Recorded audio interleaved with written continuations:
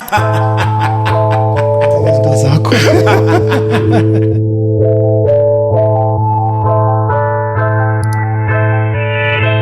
I want to inspire other people as well to be in pursuit of the best of themselves. A very good afternoon and a warm welcome to another exciting episode. We are on episode 12 on Damane Tabang show, and I'm your host today, Siya Thomas. And of course, we have a special guest today, Samora Mangesi, of which he's going to just briefly, in a nutshell, introduce himself. And let's take it over to you. Introduce myself? Introduce myself? Yeah.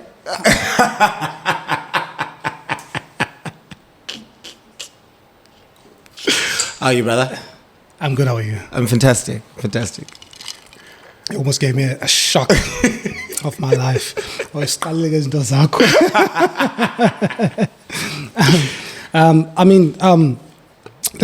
it down. Without wasting any further time. Sure. I just wanted our viewers at home to know about you, just in a nutshell, where you come from. So Samora Mangesi is a television presenter, a radio host, an MC, but I think probably one of my most proudest things currently is being what I like to call a DIGI-Social Entrepreneur, right? Because we have social entrepreneurs who look at social issues and problems that people are facing and how can we actually try and fix them. I do that currently in the digital space, of course, trying to expand more so into the physical space as well.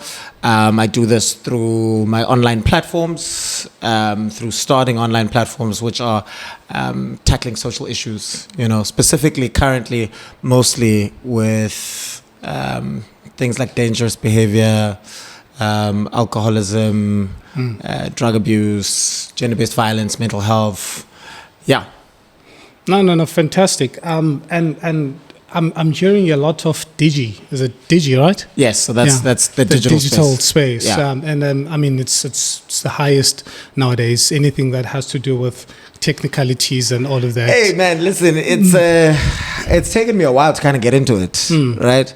Because I think when you are a traditional broadcaster, you're a TV baby, you're a radio baby. When the world moves, you struggle a little bit to kind of move with it. But I've always used social media as an extension of myself, a way to interact with people who maybe may not be able to find themselves in spaces with me. So I never took it seriously. Until now, until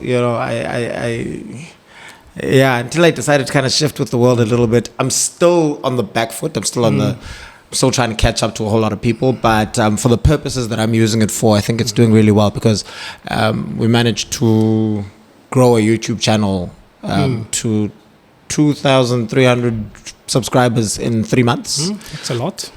TikTok is just shy of 20,000. Facebook's 22,000. Fantastic. So yeah. I mean, I think by the standards, I think we're doing very well. No, absolutely, I must say. And when you talk of transformation and just the idea of people buying into new ideas, it's not an easy thing for them. But over time, talking about that digitalization, did you have to study for it or? No. So part of being a media personality comes with the fact that you kind of need to manage your own social media, and you kind of grow in that space. You are editing your own reels, you are editing your own videos and photos and stuff like that. So I think for me, it was just using the skill set that I kind of already had. But now with a focused vision as to what kind of content that we're trying to put out, what is the message we're trying to deliver, how do I want it to look aesthetically. And I mean, also, luckily, I have a bit of an editing background because I studied film and television at AFDA. So part of my semesters had a little bit of editing in there. So I'm comfortable around videography and stuff like that. So it was just tapping into some unused skills and then trying to best balance what I know and then also trying to find out as much as I can. I always say the most important thing in this space, or any space actually, is a curious mind and an open heart. Because once you have a curious mind, you'll want to know things you don't know. You'll see a little bit, you'll see a camera like this and you'll say, I want to know how that thing works. I want to know the mechanics of it. And I think I'm like that in a lot of things. And I think more so in social issues. But how do I get certain things out there? So if we content like I will go and find out how to best do this thing. Yeah. I hear you talking a lot about being inquisitive, and I think it's one of the most vital things to do in any space if you want to grow. Just wanting to know a lot more on what that has to do or what it can do for you. And it sounds also a bit like you were compelled to move into this direction because obviously the world is moving into a different direction and every day, and you have to catch up with technology and all of that. And I think I have one or two things to learn from that. But then I want us to go back just a bit into the introductory of your life, where exactly you come from and how it has been growing up. So I grew up in Mdantsane. The majority of my formative years were spent in Mdantsane, got 10, got 300. And I went up Toxa Island, so I grew up there, but I went to Funda Selborne. So there was that balance, man, being able to go Selborne is somewhere around here in town. Yes. So being able to go to my best friend Rudy's house for a weekend and being in the environment of the school culture, and then going home to Mdantsane and being there and dlala ngomaskitikiti, senzing nwelo, stintini. With Rudy? Huh? With Rudy? No. Mdantsane.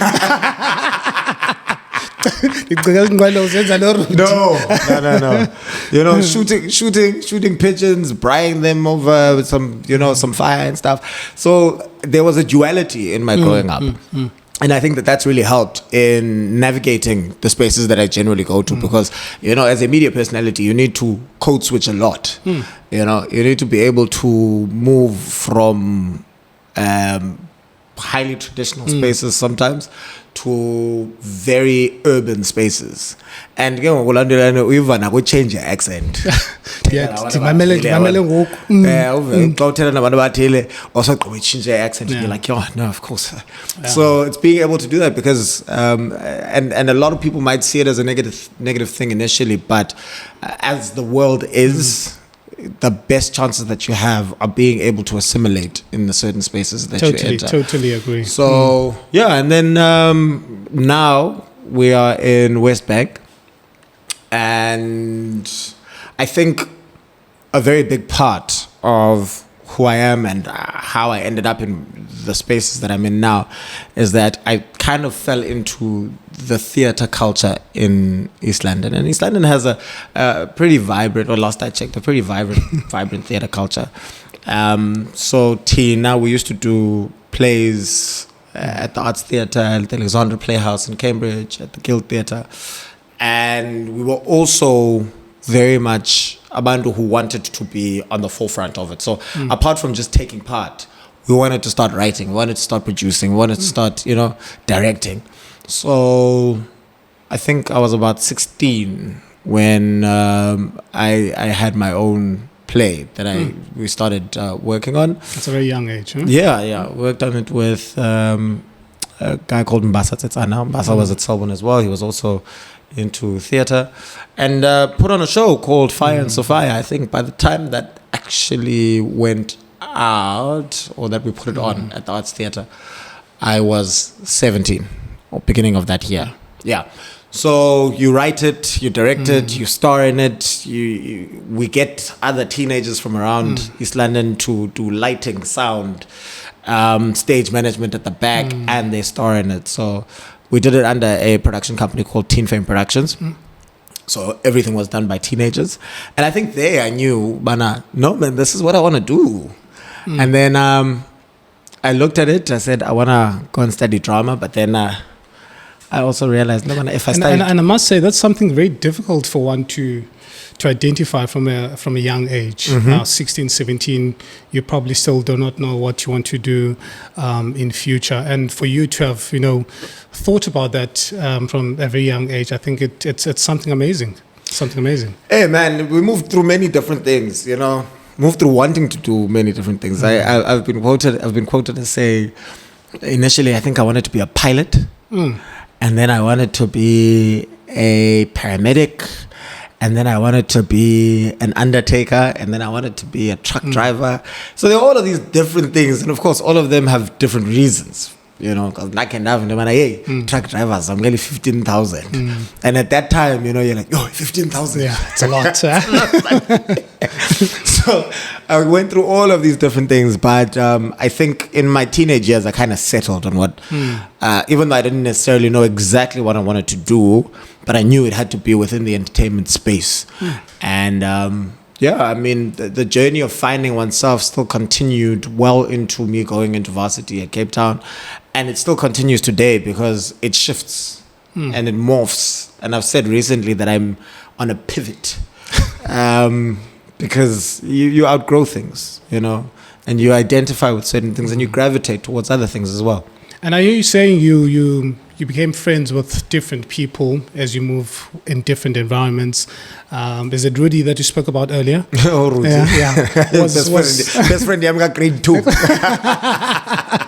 At least he was your friend. Yeah. And it's not easy for someone very young, coming from a black community, to be able to move smoothly with people from a different race. Was there any maybe differences in beliefs? Do you have any beliefs, by the way? Do I have any beliefs? I have a lot of beliefs. I have a lot of beliefs. I just know not to share a lot of my beliefs publicly. What do I beliefs? Things like religion and this and that and whatever. Yeah. It's like your private parts. You keep them sacred. You only share them with a select few people. You don't just shove them in people's faces. But I think also the type of work that I do requires me to be open to a whole lot of people and their beliefs, and to be able to take a back seat and not constantly be someone who is like, but this you is want what to advocate for your own belief.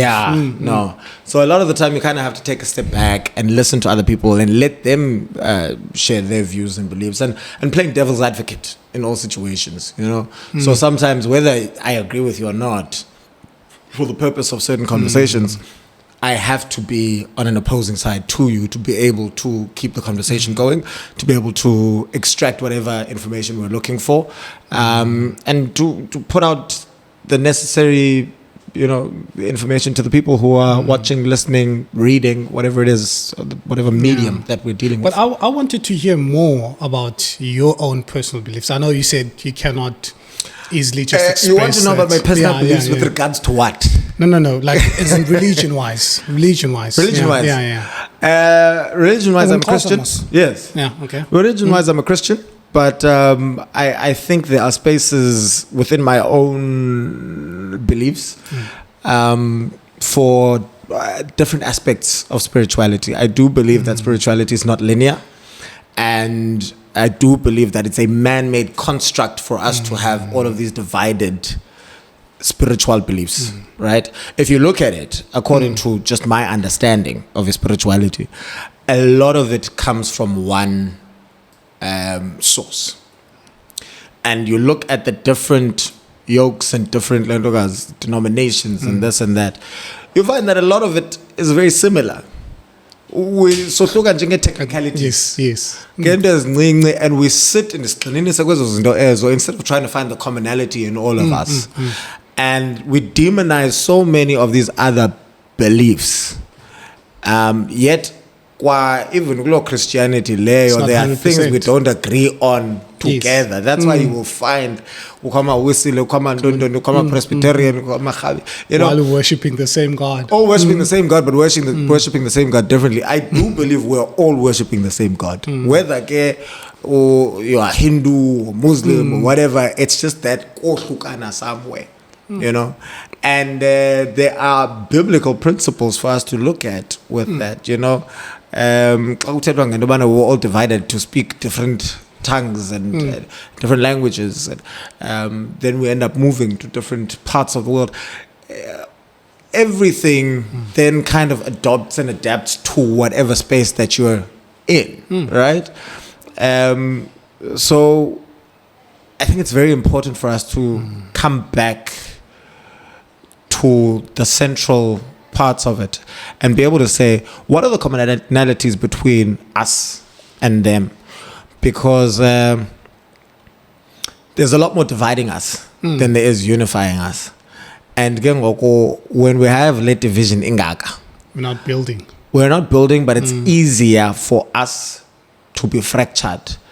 It's easier for even, gosh, I don't want to be political, but it's easier even from a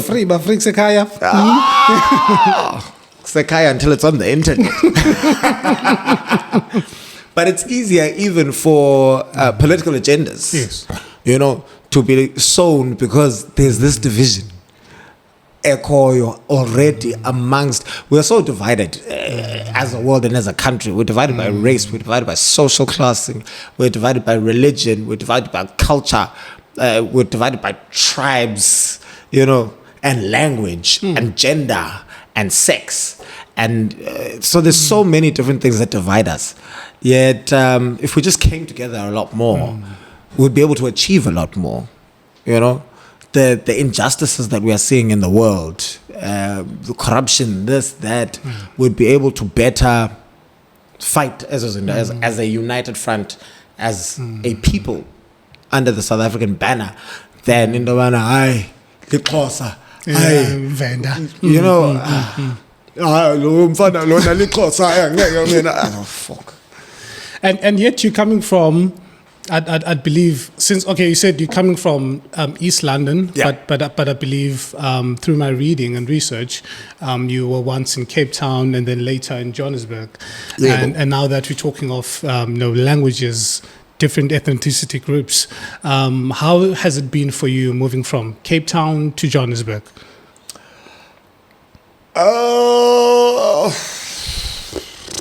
Was it an easy transition for you?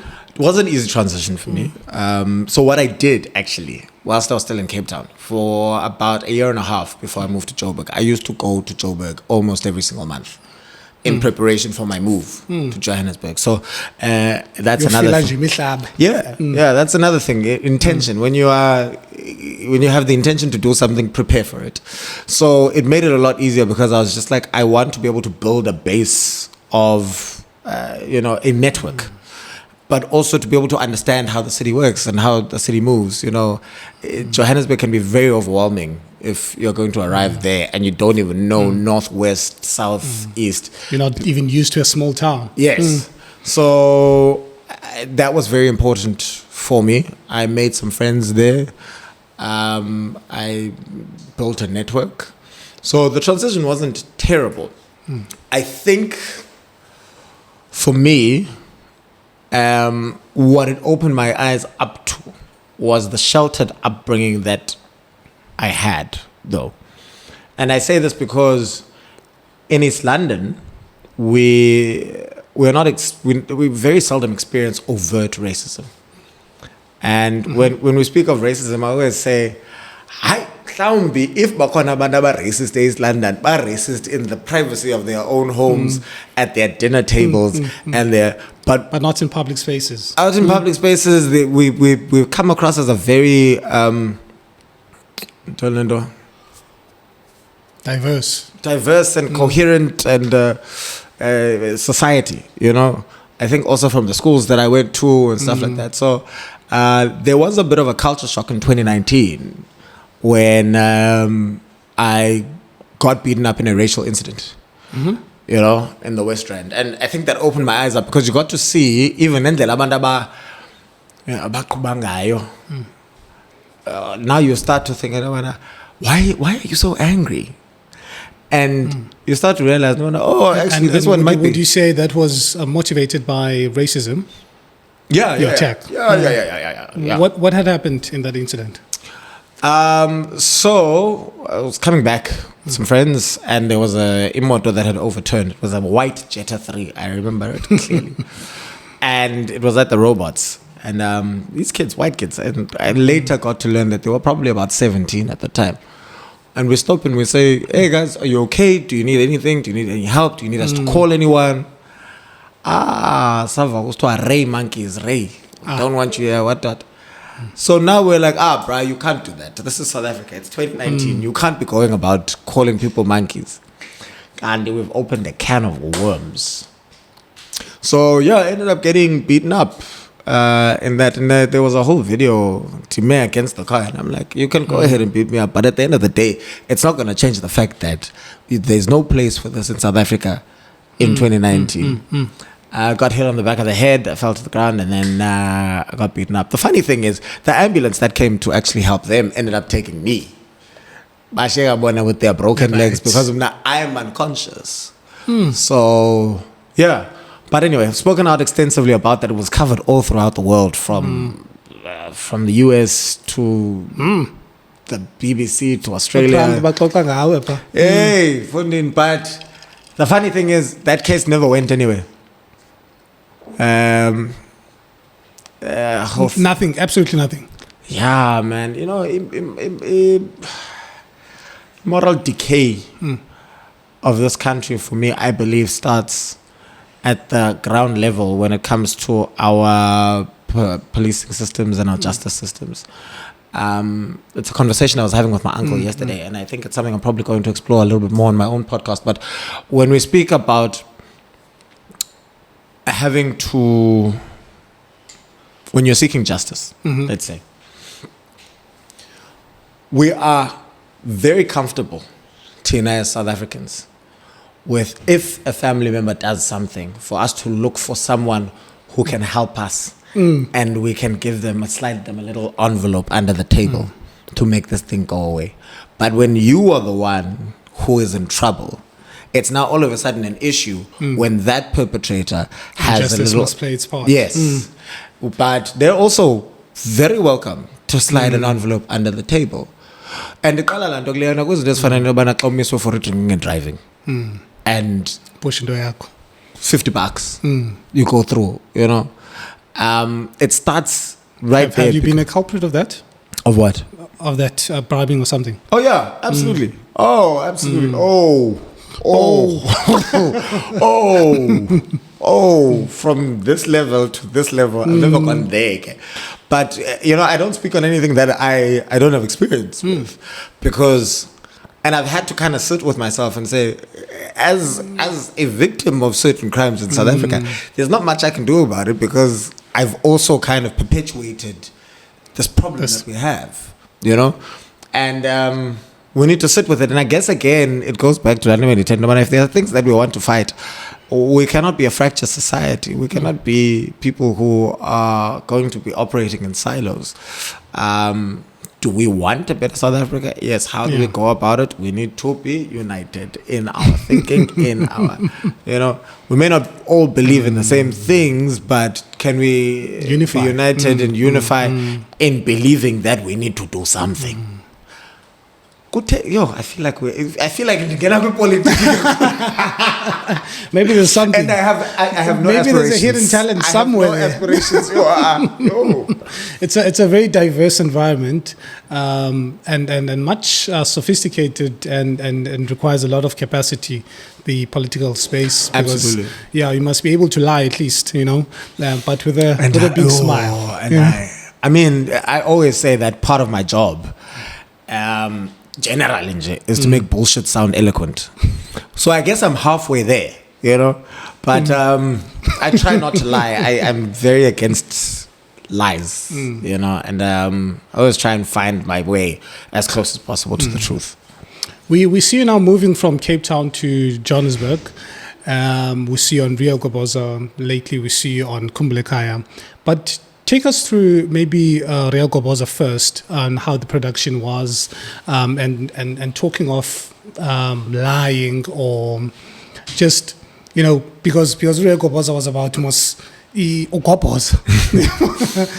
Maybe you can just take us through that, So I prefer the term celebrity news and entertainment. And the reason I say that is because when I joined that show, there was a little bit of istima that I think I kind of added to it. You see it in the type of guests that then ended up coming through, because it was not salacious. It was not accusatory. We didn't attack people. It was more celebratory, we laughed with people, not at people. Whereas sometimes in the previous generations or seasons, it was very much about vile and putting people under the spotlight. So that was one thing that I really wanted to do when I got there. So hence, I prefer the term celebrity news and entertainment because, I think it adds a little bit more class to it. The environment was amazing. Top tier, actually. And with when you arrive at a place and you need to be welcomed by a co-host, Usnazo was amazing when I got there. Because you find that a lot of the time you come in and you need to co-host with someone, or it's an ensemble cast. What happens is that some people might feel threatened, and now it creates a hostile working environment. You might take their position on. But she was just like, "Hey, dog, this is how we do things here. Then we move here and we do this thing." So immediately when I arrived, I was 100% comfortable, and I credit her to me getting that job, because when I first went and auditioned, and then they were like, "Okay, we would like you to come and guest present the show." Guess they wanted to see the chemistry, and we knocked it out the park. So from there was no other option but for me to come onto that show. So I credit her a lot with that. I credit her a lot with how I then am with other people who are coming into my spaces, right? Because I understand that I am at a point of authority in my space, and I'm not shaken by other people coming in, because I know exactly what I offer, I know exactly what I bring, I know exactly what my skill set is, and I know that there's only one person who can make the magic that I make. Only I know the ingredients to the magic that I make. I can share, I could literally share all the ingredients to make my magic, but you still won't be able to make it the way that I make it. Because it's yours. Because it's mine, Because also another thing about it is that there's that element, man, that is just God-given, which is called talent. To be able to interpret the ingredients and put it together and make that magic. And I think that is very important. And we need a lot more people like that, especially in the media space, but specifically in the Eastern Cape media space. We need more people who are going to take a role of being mentors to young people. People need to stop fighting abantwana for gigs, nibadala, like going behind people's backs, and really, it's a very terrible thing. Your time came. Allow others. Open up the space for others.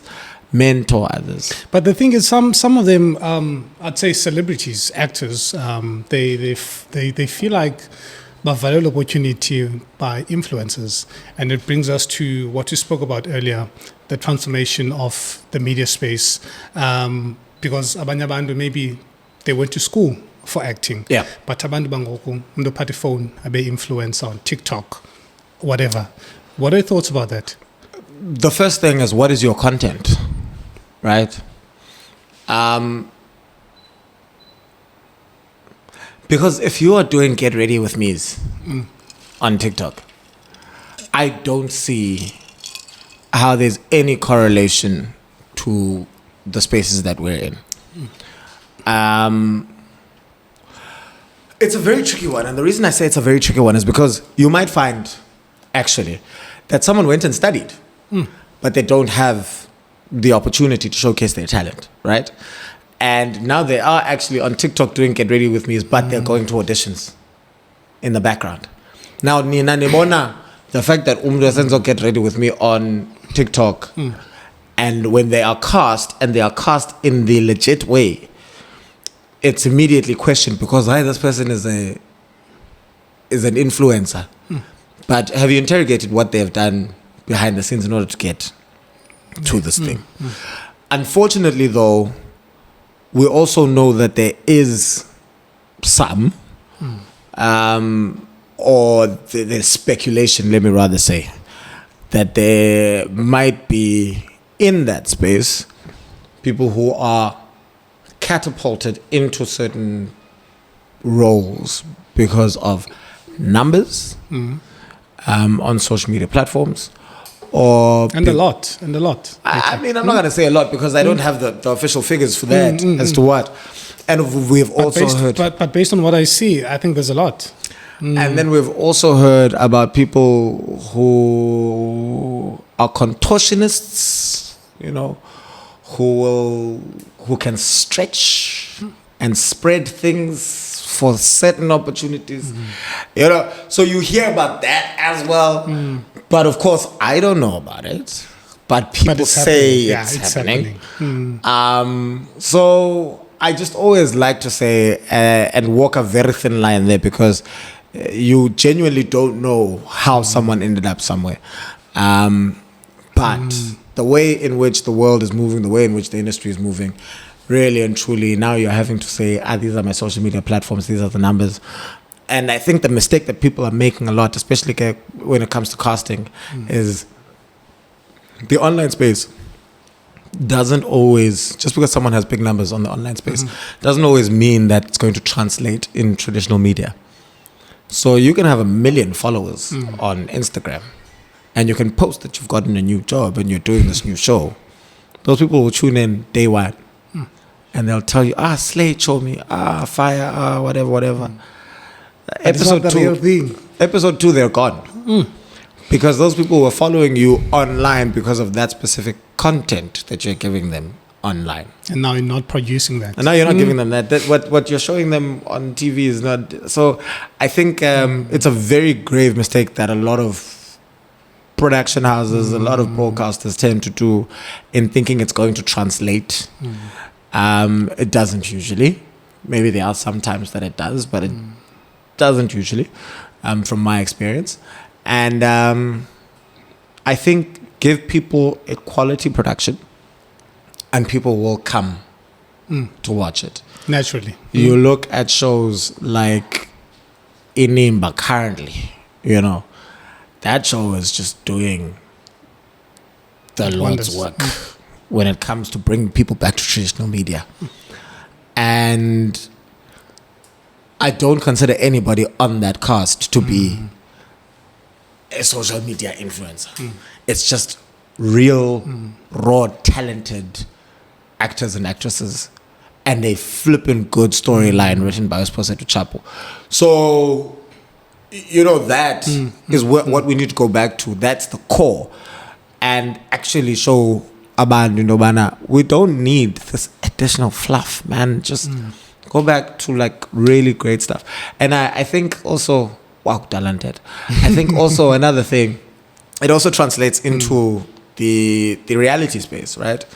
When you look at shows like Real Koboza, for instance, and you watch that show, especially that era where Snaz and I were doing it, we were smart, man. We were really smart. We could land a joke, a layered joke that caused people to think, that drove viewers to think deeper. What we're finding to now, come for the next episode. Yeah, I mean, to want to come for the next episode, of course, but just even in the things that we're saying, they were so layered that you had to think deeper than what you are hearing.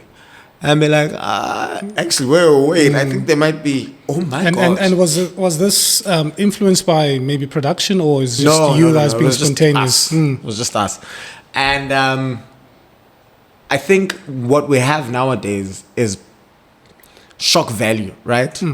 Saying things and that are very on the nose to be able to get numbers. which is highly influenced by the online space and the monetization also of social media, I believe. You just want to say anything for money. Say anything for money. But if we went back to actually having smart television presenters who can deliver smart content, deliver it in a smart way, I believe we would draw people back to traditional media in what we are trying to do, I guess, because there are many issues here with broadcasters and numbers and money and this and that. But yeah, we need to stop being followers and start being trendsetters again. You know, yeah. Talking of money, I mean, there's this backlash. I don't have any. Yeah, I wanted to get there. I wanted to get there. Maybe you're going to tell me why you don't have any. Because, you know, there's this thing of celebrities that they have money, or influencers that they have money. And I don't know what your thoughts could be when it comes to that. I mean, recently we've seen a lot of celebrities. They were once actors, and then suddenly someone is on social media with a banking card asking for donations. You know, that thing is, I don't know, it's terrible to watch, because we look up to these people and then the next day it's something else. So, you know, when I entered this industry, I made one prayer, and I said, I don't want exponential growth. I don't want exponential fame. I want steady growth. I want longevity. And it's very easy now to fall into the trap of seeing your friends buying big cars and big houses, or people who have come in after you. Doing all of these things. But I always come back to that conversation that I had with God, and I say, I know exactly what you're doing. I know, you know, the journey. Even though I might not know the full steps, but I know. And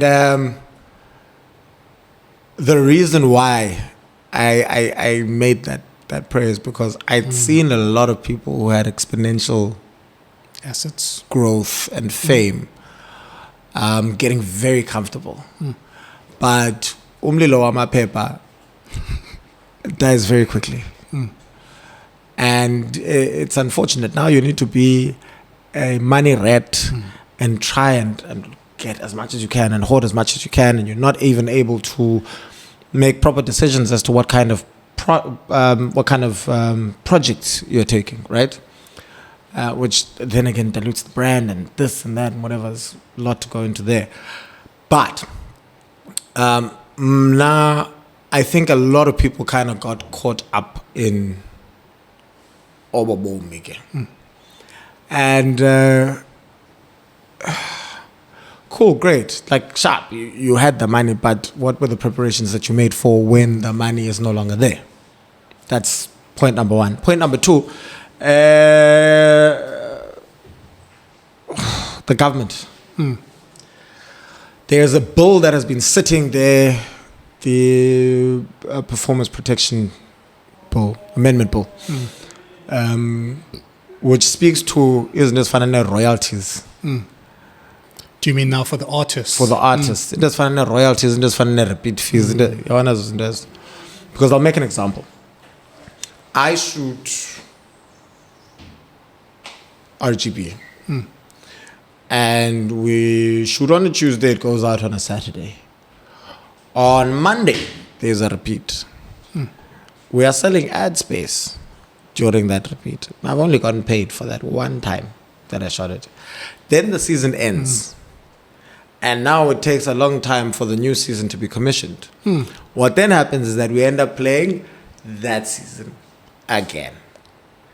And there's no money coming in.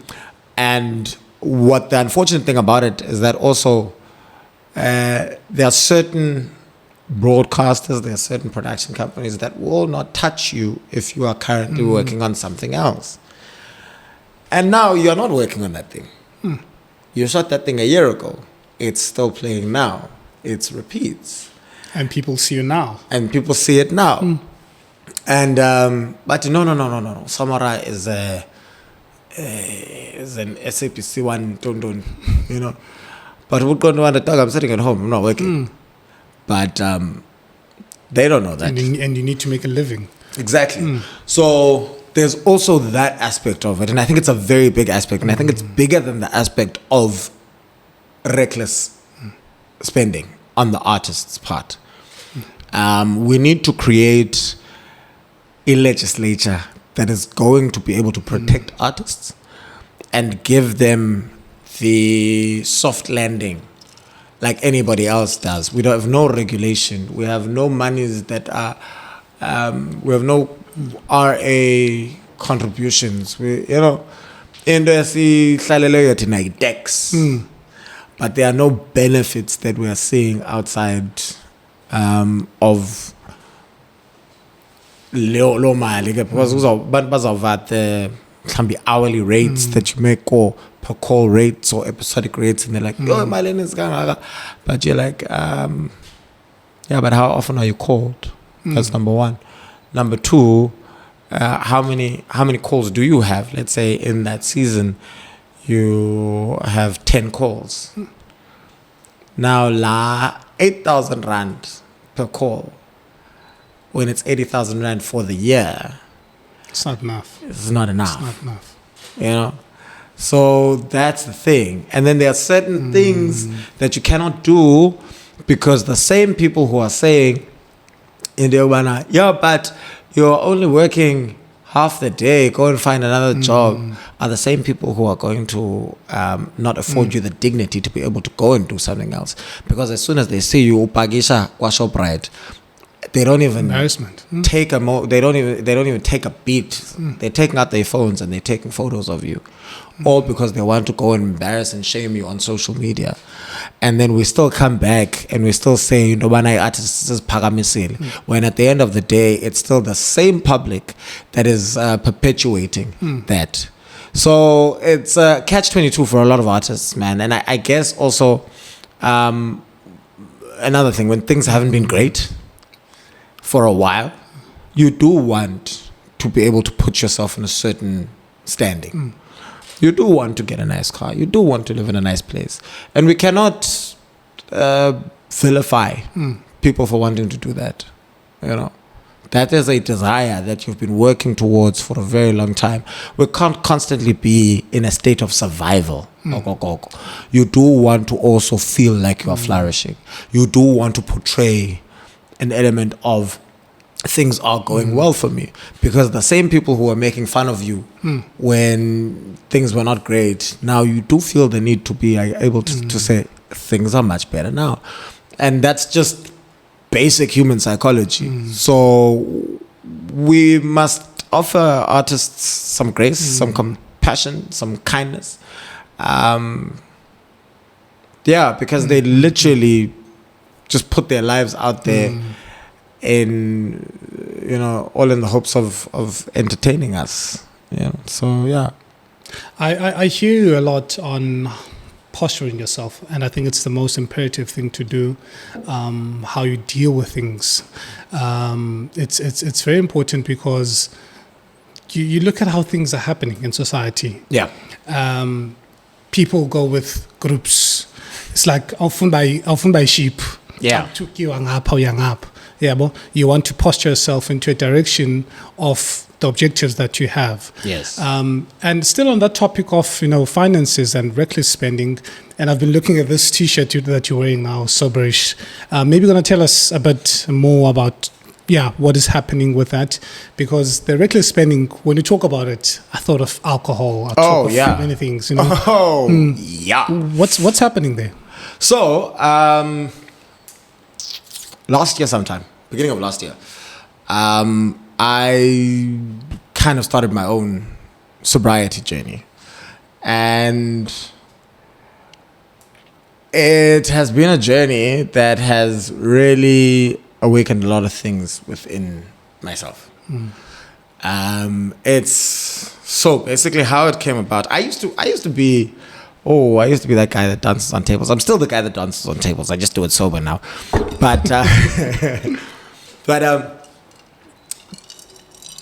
I decided to stop drinking, and when I decided to stop drinking, I decided not because there was an incident, not because I crashed my car, not because I lost my phone, not because I got into an altercation. I just was like, I don't think that this is serving me, right? And I think it was time to taste. Oh yeah, absolutely. Time to taste, and also just the social inclusion, because hey, as soon as now the silly stampi up, and then I sell stampi club in it, like so. Do they sell it though? I don't know, but yeah, a good lime cordial and tonic always works as well.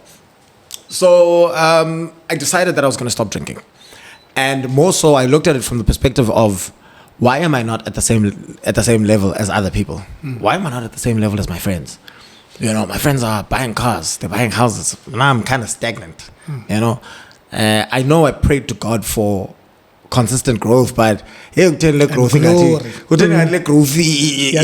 It's at a glacial pace. So what then happened is I decided to take a look at my spending habits. So I looked at my income and my expenditure, and I was like, no, man, I live a very modest life. Imali yami yapi. And when I looked at it, I was like, nah, actually, a lot of my money is going towards nightlife. A lot of my money is going towards ubumnandi. And a lot of the time, it's not even for my own nice time. It's funding other people's nice times. And I said to myself, okay. So it's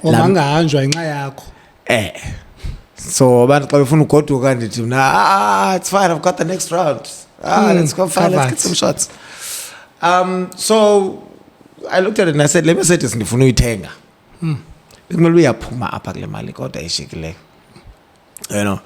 So I was like, let me stop drinking for a bit and see how that affects my finances. So it's different now, because I used to stop drinking for periods at a time, but that was generally because of something. Now, and when I say because of something, it was never actually goal directed. It was just like, and I always say, when you stop drinking because of a trauma or an incident or something, as soon as you get over that, you go right back and you go back even worse. It means you haven't stopped. So I decided to look at it that way. So I did that. And then I started posting about it on social media. And then people just kind of came in, kind of really identifying with the stuff that I was saying. Because I wasn't looking at it from a judgmental perspective. I was just looking at it from, let's take a look at the back end. What are some of the reasons? What are some of the conditioning that we have as society? What are some of the childhood traumas that we have? What are some of the mental health issues? What are some of the societal issues that we have that lead us to drink the way that we do? We are an alcoholic state. We can't deny that. We have glamorized indo yokabula, indo yokukhupha ipapalaza, indo yokuthini, indo morning bang, specifically in this province as well. Dangerous. Yeah. All of these nice things that mask alcoholism, And now we also have another issue of drug abuse. We also have other issues of gambling and this. And also, with those things come things like dangerous behaviors as fana ne risky sex. Now you are at a party and everybody is on a level, eyes lock, you're having a moment, you take it outside, next thing, now people are pregnant. Now people have STIs. Now, it's all of these things. Absolutely. So I looked at it from that perspective and I started speaking about it, and I decided to start a podcast. So the podcast is called... Talk about these things. Yeah. So the podcast is called Thebestofme, right? Because ultimately I am in pursuit of the best of me. And I want to inspire other people as well to be in pursuit of the best of themselves. And I always say we'll never actually attain the best of ourselves, because just by mere fact of you considering, just you wanting to be better and you going on a journey towards being better, the goalposts move all the time. So the pursuit of the best of you is something that is just, it's the journey, not the destination. So doing better every day, being better every day is actually you being the best of you. Because you'll never actually be this version that you are seeing, because that version changes every single day. Because as someone who wants to be better, as soon as you are getting close to something, you want to shift it and say, but I still can be even better. I can still do even better. I can still do more. I can still, and so yeah, I think that's why it's a platform that resonates with so many people. So we look at it from a mental health perspective, financial responsibility perspective, from a traumas and triggers, societal expectations. You might even look at it from a cultural perspective as well. We looked at things like rejection. So an education space, growing up in a household that is disruptive with alcohol and gender-based violence. How does that affect kids in schools? How does alcohol affect gender-based violence numbers, but also how does gender-based violence affect the alcoholism numbers? Because not only is it that abantu they tend to, or they're more likely to be perpetrators of both physical and sexual violence, but also the victims then tend to fall into it because they need an outlet for that trauma. So it's a cycle that we end up seeing. So it's it's a whole lot of issues, a whole myriad of issues that we tackle. And the T-shirt, this one, Soberish, I think it's the ethos of the platform, right?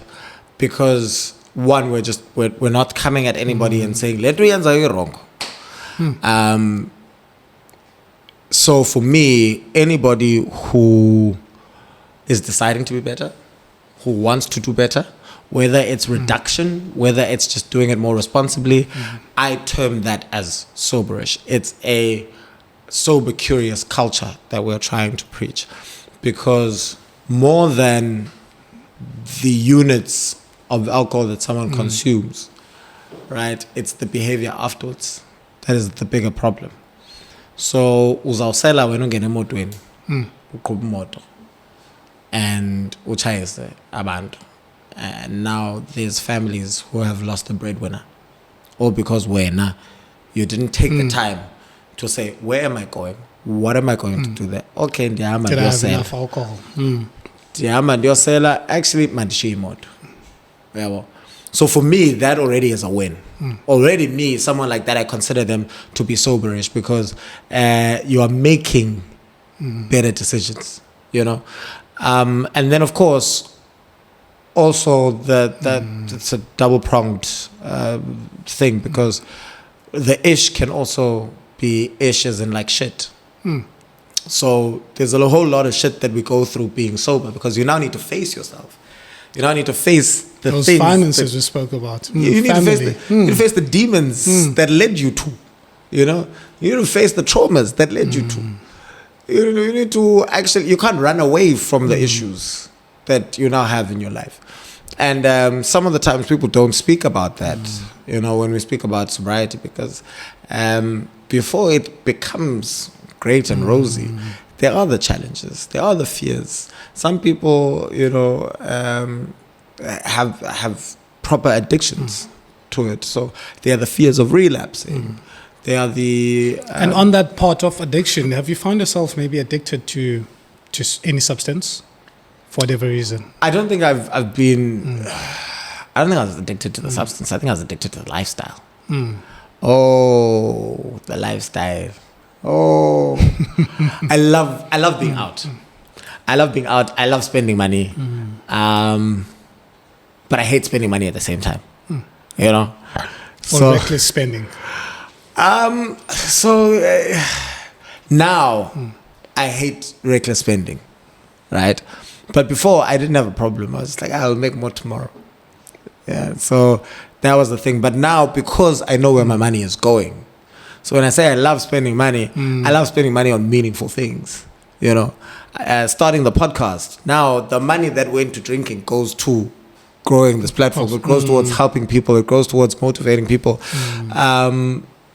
Yeah, so there are certain people who have come through and said, hey, bruv, you know, just from watching your podcast, I've decided that I'm going to check myself into rehab. And I'm like, well done, bruv. When you come back, there's a T-shirt with your name on it. And I give those T-shirts to them for free, you know, to courier to wherever you are. In your lifetime, have you got maybe any gift from someone that you felt like it was therapeutic to you?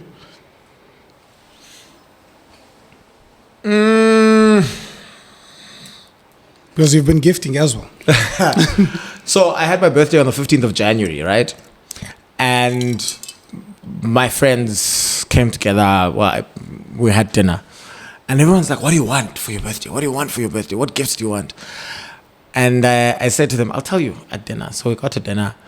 And one of my friends gifted me some shares, you know.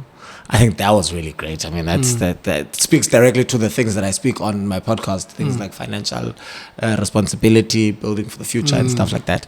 So that was, and of course, it leaves me with the responsibility of now actually maintaining that easy equities account and depositing into it and trying to learn a little bit about certain investment platforms and things like that.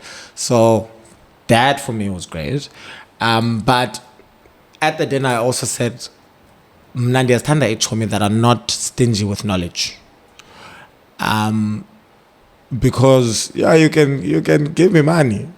So because now I'll probably end up regifting or helping someone else or doing something else. But if you can give me knowledge, I think that goes a long way. Wacho, not general. Deputy Minister of Defense, Tatu Bantu Walomesa, you give a man was stuck. a fish. Was stuck. But at the end of the day, we know where he was going. I love him to bits, by the way. So for me, I think the transference of knowledge is the best gift that I've gotten. And I said to them, I was like, guys, I'm undergoing a journey now, which is going to require me to speak to people about very deep issues. And I'm just a boy. I'm just a baby, you know. And I get guys. So I was like, if there are any books that you think I should read, whether they are in your own bookshelves or you're gonna go out and buy them, I would love that, because that then prepares me for the world that I'm going into. But it also it catapults me into a certain space of being able to deal with the different kinds of people that I'm going to be meeting, and also as a new business owner, I guess, it gives me insight into certain things for preparation, to be able to be prepared for eventualities and situations and things like that. So I think that for me is probably a great gift and one of the best gifts that I've hear you talking a lot on this transformation of your life, trying to move obviously into the positive side of things. Yeah. And as I'm listening, I'm hearing about friends, about family. And I'm not hearing you talk about maybe a partner or anything of some sort. What is happening there? I've been single for 5 years, bruv.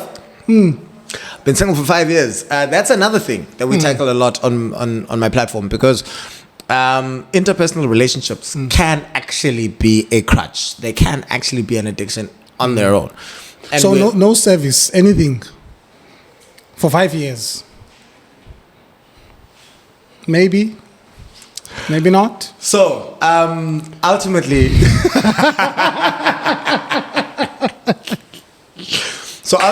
basically I found myself in a cycle or a pattern of very I don't want to even say toxic relationships, but relationships that were not serving me. And a lot of the time what I found is that I kind of conformed to the next person. My greatest aspiration was being in a relationship and being something to someone else, being accountable to someone else, being so-and-so's partner, being this or being that. So now the issue is that you lose yourself a lot in all of that, right? And you end up in an abyss where you're just like, I don't know who I am because I have conformed so much to make this person comfortable, and so that there's no contention in this relationship, and so that we don't fight, so that we stay together. And now you do that over multiple relationships. At some point, you don't know who you are. You lose yourself, because how would you react in a specific situation without the conditioning of the previous relationship, or the one before that, And I think I found that there was a lot that I needed to unpack there with myself in terms of relationships, to the point where I even said, I think I may actually have a borderline personality disorder called limerence, where you kind of inflate someone. That's a new word for me. Can you explain? Yeah, so it's when you are in love with the idea more than the reality, and basically with that, this is a terrible person, but you fall in love with the potential of them being a good person. You fall in possible love. Change. Yes, the possible change, or the breadcrumbing that they give you. You're like, no, but here is British, so they have the potential to actually do it more. So therefore, nah, bruv. So I had to sit with myself a lot, and just after all of those kind of things, I just decided, yeah, and I just kind of decentralized a lot of things in my life. I decentralized friends, I decentralized relationships, and I'm a lot happier. The external influences are not as much. I don't pine over people anymore. I don't pine over inclusion in people's lives anymore. So I think that's more so than anything. We do go on dates here and there, but you're a lot more critical now as well when you do go on said dates, because you're just like, instead of trying to conform to this person who you're meeting because they fit the idea of who you should be with, you kind of you listen more, you engage with yourself more rather than with them and what they want, and you see, how does this person actually fit my life, my needs, and how would that affect me? And I guess that's kind of why now we've been single for this long. And you're not talking of your specific other in this 5-year time where you were part-time with these relationship whatsoever, but then I was pretty much concerned if people had any assumptions about you being maybe in an LGBT community or whatsoever. What about it? No, have people assumed that you're in that community? I mean, they wouldn't be wrong. And I mean, there's nothing to assume because we speak about it quite openly and quite honestly. Yes. So there aren't, I wouldn't say there are assumptions. We're talking about 5 years here, right? Yeah. So asiyaz babek senze kanto 5 years ubuphi, because you're trying to find yourself, right? Yeah, but I mean, kule 5 years, every 3 months you're posting about yabona lo ndimqhaqha plastic in namhlanje, guys, what checkers, lo ndimqhaqha kulo checkers namhlanje, this one I think is the one. And then you go on a couple of days, you're like, nah, it's not the one. You have to come back to people and say, yabona guys, lo ndimqhaqha last week I found out it's not the one. So so they know that stuff is happening. But we also need to stop Lendobana. You go on 1 or 2 dates with someone and all of a sudden you're in a relationship. Guys, you're dating. Do you ever thought of maybe Ngwelo? I was the problem. Oh, okay. No, I was the problem. And I'll tell you what the problem was, right? What the problem was is... and I thought about this yesterday, actually. I was in the kitchen at home, and I thought about this, and I was like, what my problem was? I always went for the toxic people because at least when it ended, I could point the finger and say it was not me. So I went into it knowing that this was not going to work out because should it end, I know I'm not the problem. and I wouldn't have been the problem. And that's the pattern that I was speaking about. You end up seeking those kind of people and those kind of traits. And it's problematic, right, in itself. Because the one who's our hair taker. But the one thing you're standing on is we'll see. At least I will not be in the wrong. And that already, you can't go into relationships with that mindset. Yes, most of the people that I dated were in the wrong, but only because I sought them out because they were going to be wrong for me. And in the last 5 years, I've had to break that. I've had to try and break that. I've had to try and unlearn that. I've had to try and relearn positive and healthy ways of relationshiping. Because now, last week toxicity. So therefore, I'm not toxic.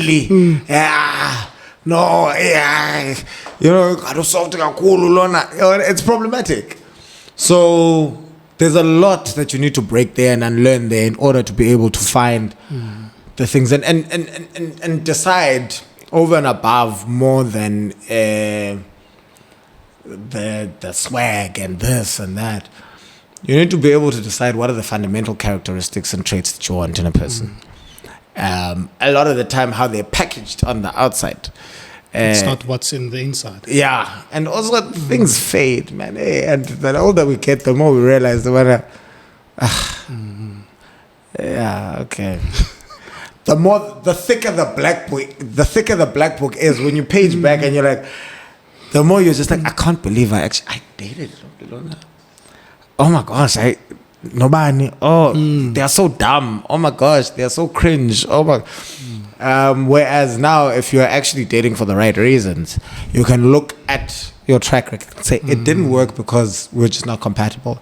Not that it didn't work because they were terrible to you, or it didn't work because, I don't know. But yeah, now you are able to find amicable reasons as to why it didn't work, rather than trying to push the other person down and be like, yeah, no, they did this now. Absolutely. And I mean, there's so many dynamics when you're talking of relationships. And for some people, they think it's all fun and rosy all the time. There's times where you have to obviously argue with someone robustly within the relationship. But yeah, I must say there's a lot to learn. Especially if you have an objective, like you said, now you must be with someone who's compatible with you, and looking into that future. Yeah, and I mean also another thing, hey, like yo guys, tlogelang the butterflies, any butterflies. If there's anything I've learned, a lot of the time, butterflies is your nervous system reacting to the triggers, the red flags that this person is showing, because we have so many traumas that we have stored within us. And now I found that every single time there's butterflies, toxic problems. And I feel, and I've got classic Kalin as butterflies. Yeah, I mean classic Kalin, but also a lot of the time we'll also confuse the butterflies and the chemistry for good things, but sometimes it really is your nervous system reacting to how this person makes you feel, how anxious they make you feel, because of whatever abuses they may be perpetuating upon you as well. And as they can be very subtle. Someone who just wants to dim your light. I think that now you're this bubbly person, now every lendo you are too much. Why do you have to be and that already starts to eat away at you and your self-esteem and things like that. And the nervousness, you feel like it's butterflies going, you are scared of what they're going to say. Your body is reacting to, So when you've shaped it in your mind as, I love them so much and this and that, and your body's telling you, nah, this is not the one. You know? And yeah, anyway, that's a whole nother thing as well. I also follow a whole lot of like psychology and spirituality and physical wellness stuff to be able Yeah, I guess we almost concluding with the episode. But I saw, I think, on social media somewhere, I think it was Instagram, you singing. I don't know whether you pursuing that. No. No. Well, what's happening there? No, so I mean, I thought you maybe wanted to stretch and see how far you can go. So I think a lot of me having undergone my sobriety journey, I'm having to pull myself towards myself again. I'm having to unlearn what other people like and relearn what Samora likes. What is my definition of fun? My definition of fun also includes a karaoke night, right? And my definition of fun includes a night at the theater, musical theater, you know. And having grown up in the theater, I'm also finding myself kind of missing that space as well. So I'm just like, okay. So I have started actively seeking out opportunities to sing in public, mostly through karaoke, to rebuild the confidence in the singing. So that also, you know, maybe take myself back, take part in a production, you know, sing, dance, act, even if it's just fun, just amateur theater, just do something here at the Guild at the end of the year, you know. Yeah, to just go back to the Samora of old. And this is also just a year for me of exploring my interests. And when you explore your interests, you don't need to explore them for public or financial gain. You could literally just uthi ungumdu J. You can go do Toastmasters so you can learn how to speak better. I can't dance to save my life, but I want to sign up for dance classes. You know, be able to do a TikTok challenge here. Do a TikTok challenge here and there. It'll help me with my own confidence. Maybe I thought about it. Some vocal lessons, you know, to be able to push myself more on the vocal front, but not because I want to pursue it as a career or as an extension of my career. No. And it's funny that you brought this up because a lot of people thought I was pursuing it. And it goes back to that thing where I was saying we need smart people around. Because there's a video where I said, you know, a lot of people have been saying, you know, this music thing, after they saw me singing at karaoke. And I wanted to let you guys know that there's music coming. It's not anything that still needs to be recorded. It is, you know, full project. And then I held up one of my pieces of hair, right? And the whole thing about it is, if you think deeper about it, you call this a single. So now it was a piece of hair that had fallen off. So I had dropped a single. You understand? So now people thought I was saying I'm actually really releasing music, but nah, bruv, I dropped the single. So that's one of the things where you had to kind of think deeper about it. But why is he holding up this piece of hair? Oh, it's a single. Oh, he's released a single. So that's the thing. How many languages can you speak? Officially or unofficially? Whatever. If you ask other people, they'll probably tell you I can speak every single language in the world because in the introduction, but also I believe that as a media practitioner, you need to, again, the curious mind. You need to be open to. And I always say, now, if you give me something to say, I will go and I will learn it and I will say it and I will learn the accent and I will get it down. So you'll find that we'll be on set and we're in a specific area and I will say how do I say this to the crew? How do I say this in this language? And they'll, kind of coach me in it. You go and you're featured on a mubango, and can you imitate maybe one accent, maybe American accent? I'm not big on accents. I'm not massive on accents. That one, I want to Ubuntu pete. I want accents. But I do believe that now, especially when it comes to the context of South Africa. I just shot something recently, and it was funny because I built the character around Ispitori, Ispitori accent. Yeah. And I'm just like, I've spent all of 2 hours in Pretoria. Preparing. No, not preparing. Like just in my life, I spent all of 2 hours hanging out in Pretoria. Oh. But, you draw inspiration from wherever. And you are able to say, Braya, come on. No, man. Fede? Yeah, finish. So you it's that curious mind that we speak of. Being able to build on that, to be able to say, on a mobile, to be able to. So you learn little things, and then also preparation is important. Preparation is extremely important.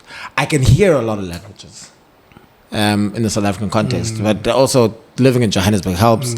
Pushing yourself to watch different shows, with different people anyways. Yeah, interact with different people. There's a gentleman at work. His name is Heinrich.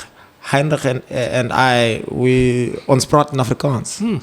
Yeah, so op die WhatsApp. Uruti waitero. Uruti waitero is but Africans tata all the way up until matric at school. So that is a language that I'm slightly more confident in than the others. But I'm so lahleke xa ndisesindaweni. Hayi ndizawubuya ndithi ndiyofika apho ndiyakhona. Ndizawuprata ndiyofika apho ndiyakhona. Yeah, I and also just through things like music, man. We like to close ourselves off so much. I hear something I don't understand. I hear something that I don't know, and I'm like, I want to know that. I want to understand that. There was a song on social media that was trending, I think 3 years ago, which goes Womanji Shang Shuri Shi Sang Sang Exactly. So I would sit and I would go and I would listen to that over and over and I would learn that. My current obsession is Ilembe shi rap down we know Bashabati mova bashabela content Jikani go iti congratulations Ikungasa Helena Vicky Nyamalala rap. I'm sure you have the moves also. Oh yeah, I get the moves down as well. So you open yourself up and you expose yourself up to different cultures and different languages, and that way you are able to hear it. And even when you have to deliver certain things, there are certain cultural relevances and references that you can get to be able to make it authentic and seem authentic and sound authentic and identify and connect with the people that you're speaking to. Absolutely. Just in closing, what more can we expect from you? Anticipation. When is this going out? Soon enough.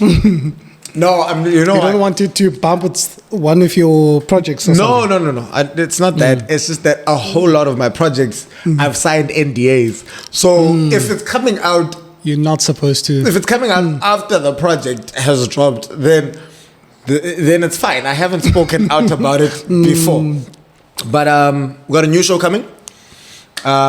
Perfectly aligned with the work that I'm doing currently. It's on SABC 1. Mostly looking at financial management. It's called Future-Proof. So looking at that, there's an advert that I was in that's dropping soon.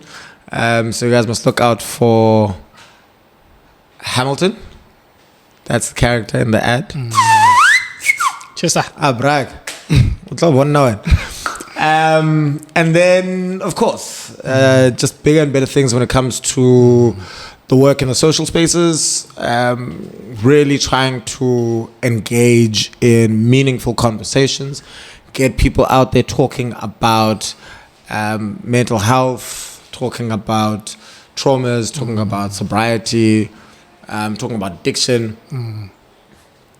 And so we're really trying to work at building that platform. We are really trying to work at helping as many people as we can. I say we, but we is me. And when someone asks for money and say, I'm going to speak to management. Yeah, that time go management. Can production pick me up for today's shoot? Did it show? No problem. The phone did your chariot is outside. I didn't know it was going to be you who's picking me up. My babes. Do you understand that this is a one man situation? But yeah, so definitely growing that. There's a lot of feelers we've put out. There's a lot of proposals that are in the cards that we have put out, that we are putting out.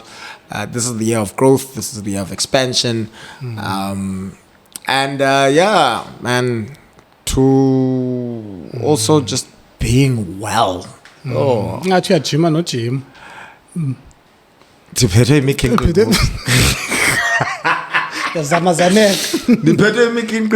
No man, I mean, the funny, because now I'm sitting here and there's an episode of my podcast which is currently uploading, and in that I speak to Uzukondima Tamzupela about healthy habits. And of course, when you let go of a bad habit, you can't be idle. You need to fill that space with something. And my thing was gym, and I had to really buckle down and so I do that. I gym now. I'm not a gym bunny. Not a gym bunny, but I did lose 13 kilograms in the first couple of months. I was like a full 96 kgs, bro. So now it's just about maintenance. It's about releasing stress and stuff like that, and just making sure that I don't gain any more weight. I just love the idea around ideology, mental illness, and especially just trying to find amicable solutions to the problems that men face in society, being suppressed in such a way. We really need to help each other. But nonetheless, I think that brings us to the end of the show. It was so nice to have you on the show. I mean, what more can I say? Thank you, brother. Thank you so much. Appreciate it. Yeah. Please don't forget to like, subscribe, and hit that notification. Sorry. Like, subscribe. Be a man. So don't forget to follow us on all social media. Is it in social media platforms? Damane Tabang Siya Thomas. Okay. Don't forget to follow them on all their social media platforms. And of course, like, subscribe, share this episode. Hit that notification bell so you're notified every single time that they upload a brand new episode. The comment section is also available for you to have your own views and insights and contributions as well. They will see you at the next episode. Bye-bye. And